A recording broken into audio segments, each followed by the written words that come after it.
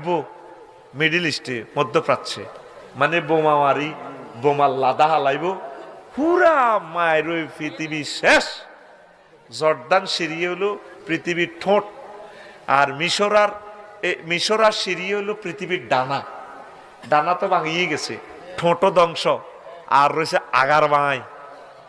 এই মধ্যপ্রাচ্য সৌদি আরবে আঁকবো কাফির গেরা, রাশিয়াও মারব, চায়নাও মারব, আমেরিকাও মারব, হেতারাও মারব, মারতে মারতে না আর এই সেই জামানা।